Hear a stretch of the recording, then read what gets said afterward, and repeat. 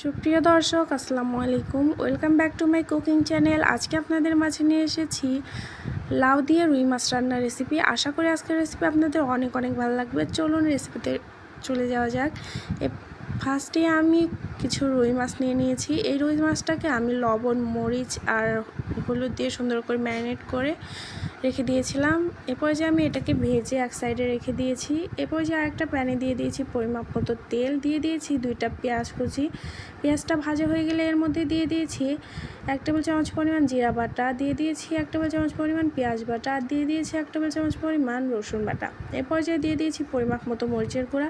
আপনারা যতটুকু ঝাল খাবেন ততটুকু ব্যবহার করবেন। দিয়ে দিয়েছি 1 টেবিল চামচ পরিমাণ হলুদের গুঁড়া, দিয়ে দিয়েছি পরিমাপ মতো লবণ। এরপর যে আমি দিয়ে দিয়েছি পরিমাপ মতো ধনিয়ার গুঁড়া। এরপর যে সুন্দর করে সমস্ত উপকরণকে সুন্দর করে নেড়ে কষিয়ে নিব। দেখতেই পাচ্ছেন কষানোতে সাইড দিয়ে তেল বের হয়ে এসেছে। এরপর যে আমি এর মধ্যে দিয়ে দিব লাউ, যেভাবে কেটে রেখেছিলাম ওই লাউ কাটাগুলো দিয়ে সুন্দর করে নেড়ে ঢাকনা দিয়ে ঢেকে দিব। এর মধ্যে কোনো পানি অ্যাড করা যাবে না, কারণ লাউ থেকে অনেক পানি বের হয়। এরপর যে আমি 5 মিনিট কষিয়ে নিব। এরপর যে দেখতে পাচ্ছেন লাউর মধ্যে থেকে পানি বের হয়ে এসেছে।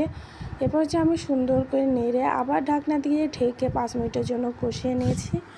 দেখতে পাচ্ছেন লাউর পানিটা প্রায় শুকিয়ে এসেছে। এরপর যে আমি এর মধ্যে ঝোলের পানি অ্যাড করব। আপনারা যতটুকু ঝোল ব্যবহার করবেন তার থেকে একটু বেশি পানি দিবেন। দিয়ে ঝোলটাকে যখন বলক চলে আসবে এর মধ্যে আমি রুই মাছগুলোকে দিয়ে দিব। রুই মাছগুলোকে দিয়ে সুন্দর করে নেড়ে ঢেকে দিয়েছিলাম। এরপর যে দেখতে পাচ্ছেন বলক চলে এসেছে আর পানিটাও শুকিয়ে এসেছে। এরপর যে আমি এটাকে নামিয়ে সার্ভ করব। আশা করি আজকের রেসিপি আপনাদের ভালো লাগছে। ভালো লাগলে অবশ্যই চ্যানেলটিকে লাইক সাবস্ক্রাইব করবেন।